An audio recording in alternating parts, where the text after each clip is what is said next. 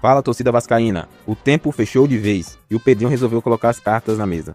O presidente do Vasco não aguentou as provocações e soltou o verbo contra a arrogância do BAP, presidente do Flamengo, e as bravatas do John Textor lá no Botafogo. Ele foi direto: o Vasco exige respeito e não vai aceitar ninguém questionando a nossa honra, muito menos falando de esquema com a Crefisa. O clima da reunião foi tenso e o Pedrinho provou que, com ele, o gigante da colina não baixa a cabeça para ninguém. Quer ver os detalhes dessa lavagem de roupa suja e o que significa para a nossa SAF? Então senta o dedo no like, se inscreva no canal e vem comigo que eu te mostro tudo agora. Fique com o vídeo. Pedrinho, fim da reunião, né? A gente sabe que é um início, existem outras etapas a serem cumpridas para, de fato, né, a Liga ser efetivada, mas eu queria que você falasse como foi essa primeira reunião. Eu acho de suma importância por diversos aspectos. Apesar de fazer parte de uma liga que não é, obviamente, organizada pela CBF, eu acredito que os clubes ainda não têm capacidade para os próprios gerirem uma liga, por diversos aspectos. A competição, para mim, ela é extremamente desportiva.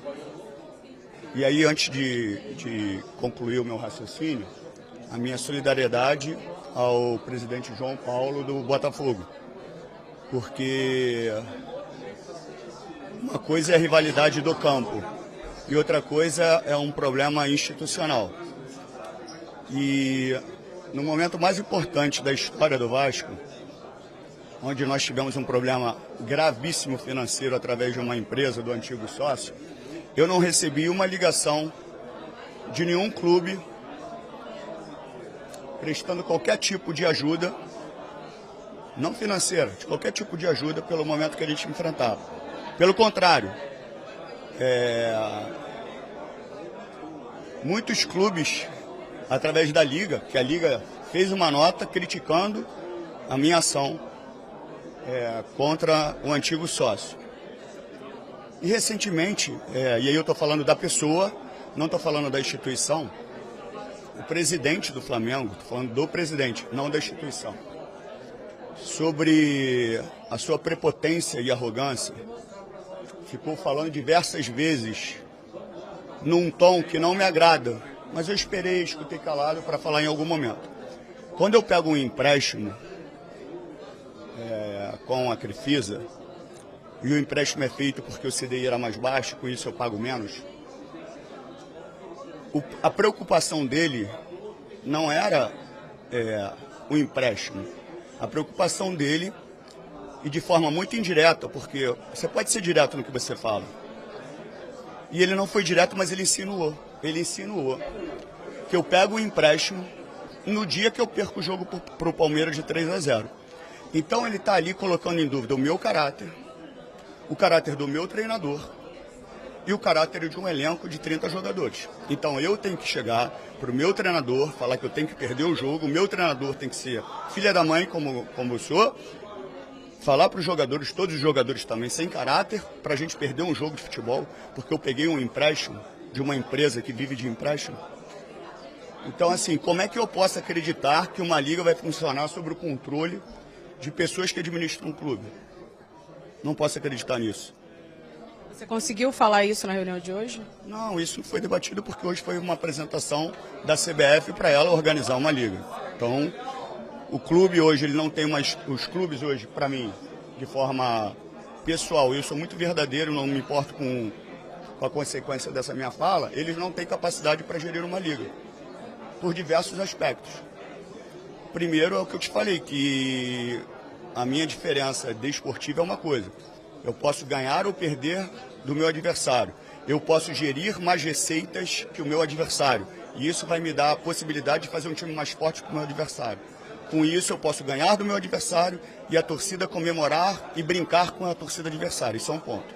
Outra coisa é, na minha situação específica e na situação do Botafogo, um investidor ou um proprietário que chega para sanar as dívidas do clube, causa um dano imenso no clube, e nenhum clube se prontifica a ajudar, porque eu quero ter uma diferença gigantesca, e aí já não é mais desportiva, e aí também já não é de geração de receita, aí é um problema causado de forma institucional com um clube que pode cair numa massa falida, e é isso que eu quero dos meus adversários, que são meus adversários, não são inimigos.